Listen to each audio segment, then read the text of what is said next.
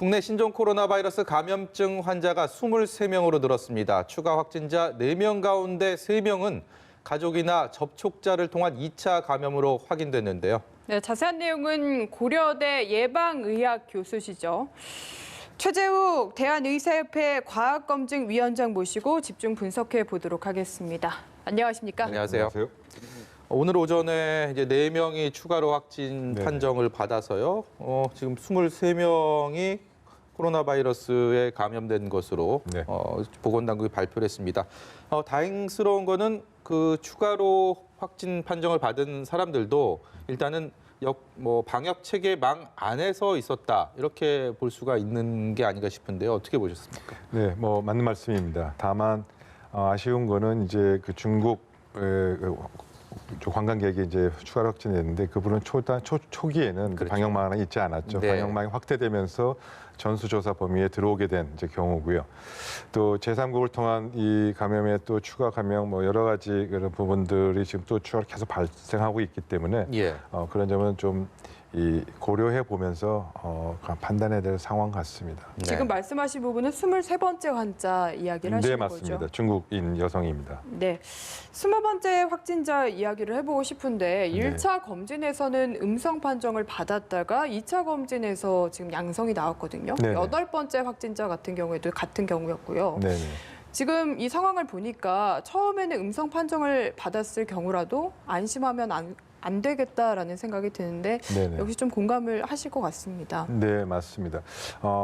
불행하게도 모든 검사 방법은 이 정확도가 100%는 아닙니다. 지금 식약처에서 이 의료 진단의 검사 방법으로 이제 판매 승인을 할 때 100%라는 건 없고요. 이제 95%, 98% 상황에 따라서 또 어떨 때는 이제 치료 진단 방법이 없을 때는 80% 정확도 가는 것도 필요하면 써야 되겠죠. 그래서 이제 또 환자의 상태가 무증상일 때는 또 감염이 양성이 좀 늦게 나오기도 합니다. 그래서 그런 상황이 당연히 오차는 있을 수 있고요. 그래서 항상 검사는 한 번만으로 그치지 않고 2번 반복해서 시간을 두고 하고요. 마찬가지로 완치할 때 판정할 때도 여러 차례 하지 않습니까? 그래서 그런 차원을 좀 이해해 주시면 좋겠습니다. 저희가 우스갯소리로 이게 또 가짜 뉴스인가 싶어서 좀 여쭤보고 싶은데 우한, 그러니까 중국 쪽에서 지금 우한을 거쳐서 오는 거에 대해서는 이틀 전부터 이제 입국이 차단된 상황인데 이전에 같은 경우에는 우리나라의 의료 시설이 의료술이 워낙 좋기 때문에 치료받으러 한국을 또 찾는 경우들도 있다 이런 얘기들도 있었고요. 그리고 지금 23번째 확진자 말씀하신 것처럼 중국에서 이제 관광 목적으로 또 왔기 때문에 아무래도 우려와 마찬가지로 14일 동안 전국의 주요 관광지 관광 목적으로 왔기 때문에 이곳저곳 다 다녔을 거 아닙니까? 그렇다면 이 환자가 참 많은 앞으로 또 전파의 가능성이 있지 않을까 이런 생각도 듭니다. 네, 그 점이 아마 방역 당국이 좀 어려운 점일 겁니다. 다만 그 전체 기간 동안의 그 문제는 아마 아닐 거고요. 증상이 발현한 시점을 잘 찾아서 증상 발현 시점으로부터 24시간 전, 그 전일까지가 우선 접촉 대상자 파악하는 거에 우선이겠죠. 그래서 왜냐하면 그때가 전염력이 있다고 지금까지 보고 있습니다. 그래서 기간을 좀 한정하고 그 기간 때 최선을 하는데 아무래도 모든 경우를 다 찾기는 좀 어려울 거고요. 이미 시간이 많이 지나서 그런 부분에 판단하는데 좀 어려울 것 같습니다. 무증상 감염도 지금 그러니까 증상이 없을 때도 감염이 된다라는 쪽으로 지금 거의 결론이 난 게 아닌 건가요? 그러면? 거의 결론이 났죠. 그러나 결론이 나서 그쪽 이제 아마 내일 질병관리본부에서 이제 증상 개선과 이 인정 기준 이제 바꾸는 거에 대한 개정안이 나올 겁니다. 근데 이제 그런 부분이 이미 정의경 본부장도 질병관리본부장도 지금 무증상에 대한 감염의 우려를 해서 그 부분을 반영하겠다고 여러 차례 얘기를 했습니다. 그래서 지금 그 부분은 이제 다 해결이 돼가고 있는데 아쉬운 거는 이 무증상의 감염에 대한 이런 부분들을 좀 일찍 선제적으로 했으면 좋았을 텐데 불과 며칠 전까지만 하더라도 이 부분은 확진자 대상에 들어있지 않았습니다. 접촉 기준에. 근데 지금 말씀하실 때 증상 발현 24시간 전 정도까지만 이제 찾으면 된다고 하셔서 우선적으로요. 그게 우선적으로 그 부분이 단계별로 중요하다. 또 확대를 해야 되는 그런 상황인가 보죠? 네, 현재는 WHO나 세계보건기구나 미국이나 또 우리나라 대한의사협회에서도 권고한 기준에 따르면 접촉자 기준을 말씀드리는 겁니다. 증상 발현 시점부터 환자 접촉자 찾아서 격리하거나 확진 검사를 하는 게 아니고 예. 그 이전 24시간까지 타자야 된다. 그게 지금 여러 차례 일주일 전 이상부터 계속 공고를 했습니다. 네. 근데 그 부분이 좀 늦게 반영이 돼서 며칠 안 됐거든요. 그렇게 네. 지금 한 지가. 그래서 그런 좀 아쉽다는 말씀 드립니다. 말 그대로 신종 바이러스이기 때문에 이게 명확한 기준이나 이런 것들이 지금 뭐 백신이나 치료제도 없는 상황에서 좀 만들어가는 그런 기준들을 설정해가는 그런 과정에서 일어났던 좀 아쉬운 점이다 이렇게 봐도 되겠습니까? 예. 뭐 두 가지 다 있습니다. 지금 말씀하신 대로 그런 상황을 이제 잘 모르니까 네. 환자를 보면서 발생 상황을 보면서 항상 변화를 해서 네. 개선하고 즉각적으로 이렇게 해나가야 되는 점이 있고요. 예. 그런 점은 당연히 인정을 하고 이해를 하는데 그런 부분들을 즉각 신속하게 대처를 하지 않은 점이 좀 아쉽다는 겁니다. 예를 들어 늑장 대처라고 좀 볼 수밖에 없고요. 예. 뭐 세계보건기구는 이미 그렇게 기준을 바꾼 거는 31일자 기준이니까 예. 굉장히 오래됐습니다. 예. 일주일 이상 벌써 지났고요. 근데 그런 그 발표됨에도 불구하고 이제야 바꾸는 부분들은 좀 늦지 않았나라는 부분은 좀 지적할 수 싶습니다. 코로나 바이러스 사태가 이제 불거지면서 초기에는 중국인의 방문을 막아야 된다라는 목소리들이 꽤 있었고요. 네. 결국 정부가 고심 끝에 우한에서 오는 입국자들에 대한 제한에 들어갔는데 네. 지금 이제 환자들이 속속 확대가 되면서 보니까 23명 확진 환자 중에서 중국 방문했던 이력은 10명밖에 없고요. 일본도 있고 태국 2명, 싱가포르 2명, 특히 17번과 19번, 19번째, 17번째 환자 같은 경우는 싱가포르 세미나 갔다 왔던 거기 때문에 이제 중국뿐만이 아니라 동남아까지도 이 검역이나 그다음에 방역에 있어서의 어떤 그 방역 체계의 문제점들을 이쪽으로도 확대를 해야 되는 거 아닌가라는 얘기들이 나오기 네. 시작했습니다. 맞습니다. 그런 부분은 지금 저 동의하고요. 다만 그 이전에 아직도 중국 우한이나 후베이 지역에서 온 분들에 대한 그 전수조사도 아직 완전히 다 마무리가 안 됐고요. 네. 예. 또 이미 상당 부분은 또 본국으로 돌아가셔서 지금 조사하기도 어려운 시점이고요. 또 그 외에 중국 우한이나 후베이 지역 이외에 전 지역에서 입국하셨던 분들의 관리나 전수조사도 아직 안 돼 있습니다. 네. 그게 1순위겠죠. 그 다음에 2순위가 지금 말씀하신 대로 싱가포르나 태국이나 말레이시아에서의 그 입국에 대한 검역과 이런 유입 차단에 대한 부분도 고려해야 되는 상황이 맞습니다. 예. 저는 궁금한 게 사실 중국에서 지금 발생한 확진자 수와 비교하면 태국이나 싱가포르는 굉장히 적거든요. 네네. 근데 왜 이곳을 갔다 온 분들이 우리나라로 전염이 돼서 확진자가 생기는지 이게 확률적으로 봤을 때는 좀 납득이 잘 안 되는데 어떻게 추측하고 계신가요? 그 점은 이제 좀 판단하기 좀 쉽지 않은 부분입니다만 전문가 단체에서 고려하고 있는 여러 가지 그 가설 중에 또 여러 가지 그 우려 사항 중에 하나는 네. 이미 태국이나 또 말레이시아 또 한국 포함해서 지역사회 감염이 어느 정도 전파된 가능성이 많구나라는 네. 걸 시사해 보는 거고요. 그리고 지역사회 감염의 정도를 현재 정확히 파악하기 어렵기 때문에 예. 이런 문제가 있지 않은가라는 고려를 하고 있습니다. 지금 싱가포르도 그렇고 사실은 중국에서 찾지는 못했습니다만 이 중국에서 온 사람들이 있었고 또 거기서 또 이제 추가로 말레이시아 통해서 가시고 뭐 여러 가지 그런 경로들이 조금씩 확인되고 있거든요. 예. 예. 그래서 이제 그런 부분들이 태국은 잘 모르고요 아직도. 그래서 그런 부분들은 조사를 해봐야 되겠습니다만 지금 조사 결과가 나오는 거를 기다리고 그거에 맞는 대처를 하기 좀 어렵고요. 지금 상황에서 이제 정확하게 이 방역의 대책에 반영할 수 있는 부분은 제3국에서도 발생했구나. 그리고 그걸 통해서 지금 한국을 거꾸로 반대로 들어오고 있구나. 이런 부분에 대한 현실화된 숫자에 대해서는 고려해서 제3국에 대한 대책을 지금 현재는 일단 막는 것이 필요하겠다는 네. 거는 충분히 논의할 수 있을 것 같습니다. 방역 당국에서 이제 사례 정의를 확대한다라는 내용을 발표했습니다. 이게 네. 쉽게 말하면 검사의 범위를 좀 더 넓히겠다 이렇게 이해를 하면 되겠습니까? 네, 검사의 범위를 넓히는 것이 이제 주 내용이고요. 그런 것 아울러서 접촉자의 기준을 어떻게 확대할 것인지 이런 부분들이 되겠습니다. 네. 어쨌든 지금 분위기를 봐서는 국내에서 확산세가 언제쯤 꺾일까 하는 점도 참 궁금한데 중국이나 여타 제3국에서 분위기가 어떻게 될지가 중요할 것 같습니다. 좀 어떻게 예상을 하고 계십니까? 네, 여러 전망들이 나오고 있습니다. 근데 그런 전망들은 논하기에는 시기상조라는 생각이 들고요. 예. 또 더더구나 이러한 위기 소통의 관점에서 봤을 때 전망을 정부 당국자나 또 관계자가 직접적으로 논의하는 것은 원칙적으로 바람직하지 않은 겁니다. 과거 메르스 사태도 그렇고 이 전망을 했다가 틀리면 그러면 정정을 해야 되고 예. 그런 정정하는 과정에서 정부에 대한 불신이 쌓이게 됩니다. 뭐 중국도 역시 1월 20일에 2주 정도면 해결될 것이다. 라고 2월 4일이라는 날짜까지 적시했습니다만 예. 지금 그렇지 않고 지금 다시 또 연기하지 않았습니까? 네. 바로 이런 부분들이 적절치 않은 전망이고요. 전망을 해서 이런 공식적으로 논의하는 건 적절치 않다고 봅니다. 다만 이 현재까지의 발생 규모와 전파 속도 네. 예. 불과 한 달 반 사이에 지금 거의 뭐 500배 가까이 늘었거든요. 초기 예. 환자에 비해서. 그런 전파 속도를 고려할 때 당분간 이 증가 속도를 고려할 때 당분간은 내려오지 않겠다. 네.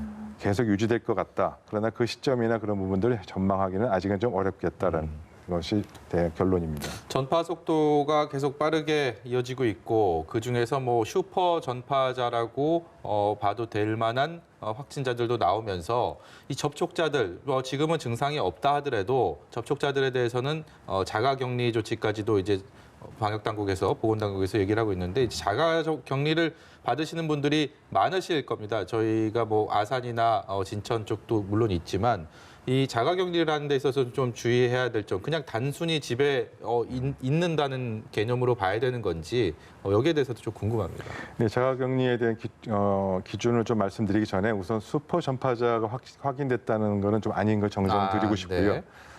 슈퍼 전파자는 아직 확정되거나 그런 양상이 있다고 좀 보이지 않고요. 예. 두 번째로 자가격리 대상자는 현재 확진자가 아닙니다.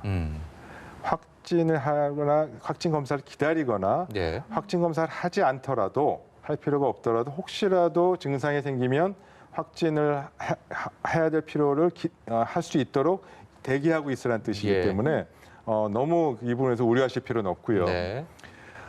그렇기 때문에 지금까지의 상황을 놓고 보시면 중국이나 일본, 우리나라 뭐 다 조금 상황이 틀린다만 검사 대상자 중에 확진 대상자 중에 양성률이 나오는 게 2%에서 많으면 7, 8%입니다. 그러니까 10명 중에 5명 정도이기 때문에 너무 우려하지 마시고요. 자가격리를 할 때는 가능하면 자가격리 대상자 편에서는 독립된 방에 생활하시는 게 좋겠고 네. 또 그 방에 들어오고 나가는 거는 가족 중에 한 분이 지정해서 가시는 게 접촉을 최소화하는 일일 거고요. 혹시라도 접촉을 하게 되는 경우에는 가족은 마스크를 사용하시거나 이 장갑을 사용하시면 네. 좋겠고요. 네. 기타 손 세정제나 이런 걸 사용해서 공용 공간을 같이 쓰는 경우, 뭐 대표적인 화장실이거나 또 식탁을 사용하는 경우는 어쩔 수 없이 하는 경우는 닦아주시고 예. 해주시는 그런 일반적인 생활 수칙이고요. 뭐 가족이니까 조금 차이점이 있다는 거는 본인이 쓰는 수건이나 침구류 같은 거를 세탁을 할 때는 별도로 당연히 쓰셔야 되고 세탁은 가족의 세탁물과 분리해서 세탁도 별도로 따로 해야 되는 거예요. 해주시는 예. 것이 바람직합니다. 일반적인 뭐 독감에 걸렸을 때 그 집안 내에서 어떤 치료하고 치유하는 과정과 거의 흡사하다 이렇게 봐도 되겠네요. 네, 맞습니다. 예. 그렇게 이해해 주시면 되고요. 자세한 내용은 대한의사협회에서 권고한 자가격리 지침 기준이 있습니다. 네. 그 기준을 참고해 주시면 감사하겠습니다. 네. 그리고 또 최근에 병원을 찾기 꺼려진다는 분들도 많은 것 같습니다. 네네. 확진자분들 같은 경우에도 아프니까 본인이 이제 신종 코로나 바이러스에 걸린지 모르고 병원을 찾았다가 그 병원이 폐쇄되는 경우도 지금 네. 있었거든요. 이럴 경우에는 좀 어떻게 해야 되는 겁니까? 환자분은 당연히 아프더라도 가셔야죠. 치료를 우선 받으셔야 되니까. 예. 네, 가서 꼭 받으시길 바라고요. 다만 이제 해외에 어딜 갔다 왔다거나 그런 부분 소상하게 정보를 알려주시고 바로 즉각적인 조치가 취할 수 있게 해주시면 좋겠고요. 지금 이제 오히려 이런 추가 감염과 감염 확산의 우려 때문에 권고드리는 사항은 대한의사협회와 의료계 단체는 이미 지난 거의 열흘 벌써 넘었습니다. 병원에 방문해 주시는 보호자분의 방문을 제한하거나 중단하는 조치들을 개별적으로 자발적으로 시행하고 있고요. 예. 결국 과거에도 보면 지금 이번에 지금 추가 접촉자분도 가족이 병에서 병 간호하다가 추가 접촉이 되지 않았습니까? 예, 예. 감염이 되지 않았습니까? 그래서 이런 감염 이 가족과 방문자를 통해서 전파되는 일은 없어야 되기 때문에 그런 부분은 제한하고 좀 참고해 주시면 감사하겠습니다. 아주 오래된 일인데요. 예전에 이제 에이즈라는 질병이 뭐 사회적으로 관심을 받고 문제가 됐던 그 시절에 헌혈을 하러 갔다가 에이즈에 걸린 뭐 사례들도 있어서 그 당시에도 헌혈을 되게 기피하는 현상이 있었던 기억이 납니다. 그런데 이번 네네. 코로나 바이러스가 전파가 되면서 행여라도 헌혈하러 갔다가 혹시 뭐 이렇게 감염되거나 이러지 않을까? 이거 병원 가는 것도 꺼려지는 상황에 헌혈하는 곳에서도 혹시 문제가 되지 않을까 싶어서 그런 발걸음이 뚝 끊겼나 봐요. 지금 헌혈 보유하군량이 워낙 지금 떨어졌다고 해서 굉장히 지금 위기 상황이라 이런 얘기까지 나오는데 여기에 대해서 좀 시청자 여러분께 말씀을 좀 부탁드립니다. 매우 안타까운 일이고요. 뭐 국민이 이제 우려하시는 분은 충분히 이해됩니다. 그러나 이 의료단체 의사협회를 대표해서 말씀드리면 헌혈을 하는 곳은 의료시설입니다. 네.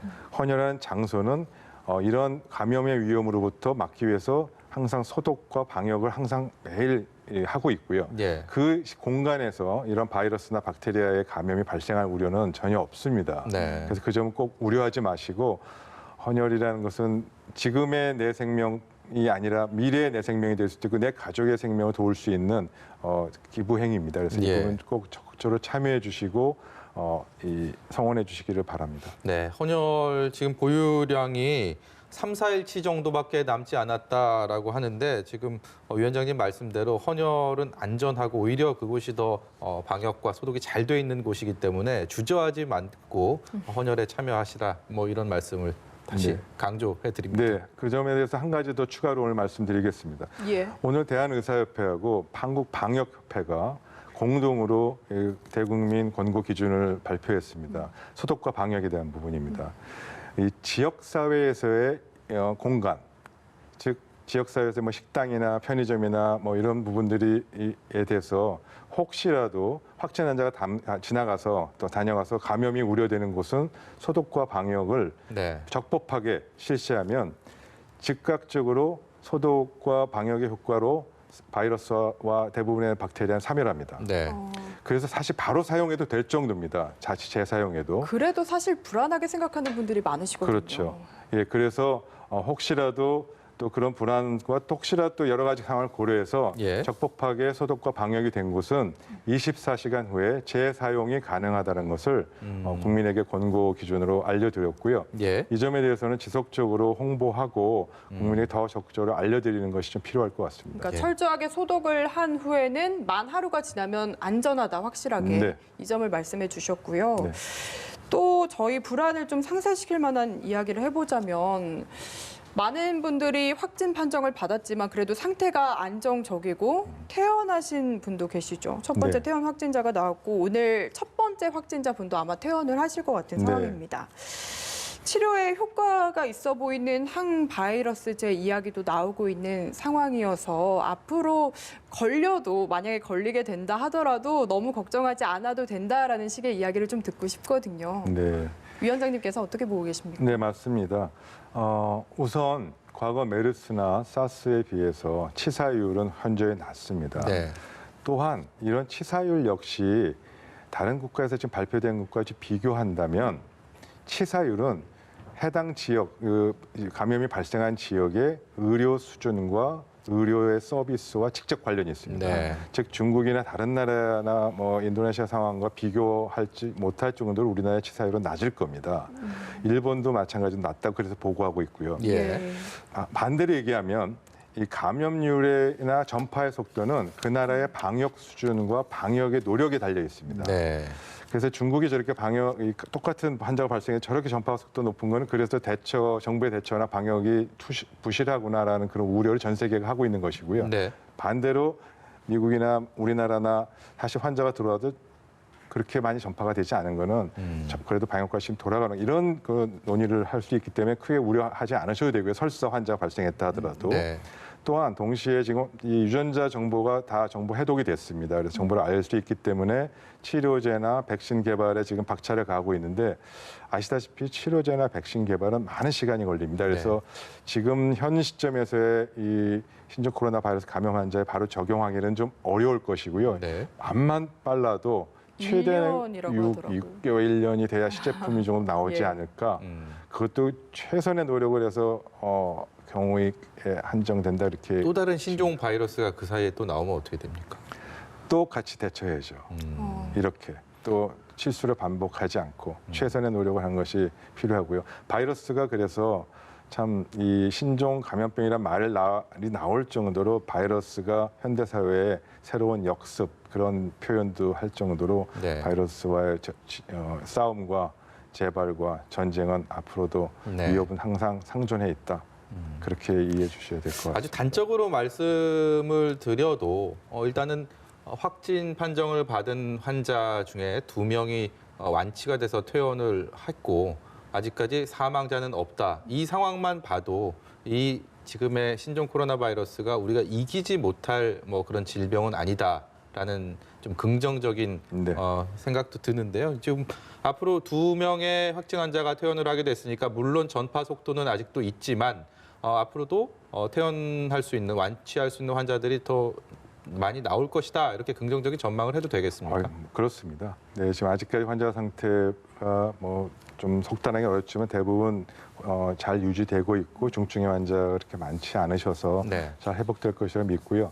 또 메르스 사태를 겪으면서 우리나라가 그런 이 중증 폐질환의 치료 역량과 경험은 많이 축적이 됐습니다. 네. 그래서 전 세계 어디에서도 이 치료 역량과 기술은 잘 이 최고의 수준을 할 수 있다고 믿고 있고 네. 또 그렇게 저희 의료인이 자부하고 있기 때문에 최선을 다할 것입니다. 네. 그리고 실제로 이 일본에서 최근에 발표한 거에 의하면 물론 그것도 지금까지의 치료 결과를 놓고 한 제한적이지만 네. 치사율은 0.2%, 0.3% 정도 굉장히 낮을 거라고 지금 보고 있고요. 예. 아까 말씀드린 그게 똑같은 경우나 상황에도 중국에서 조사하면 훨씬 치사율이 높아집니다. 네. 이거는 의료 기술과 치료가 관련된 부분이라서 네. 굉장히 낮은 사스나 메르스 때보다는 10분의 1, 20분의 1 치사율이 낮은 그런 상황이 현재까지는 보고 있다. 이렇게 이해해 주시면 감사하겠습니다. 네, 대한민국의 뭐 의료 기술이 워낙 선진화돼 있기 때문에 이번 사태도 현명하게 잘 또 극복할 네. 수 있을 거라 믿어 의심치 않습니다. 오늘 말씀 여기까지 듣도록 하겠습니다. 네, 지금까지 최재욱 대한의사협회 과학검증위원장과 함께 이야기 나눠봤습니다. 오늘 말씀 잘 들었습니다. 고맙습니다.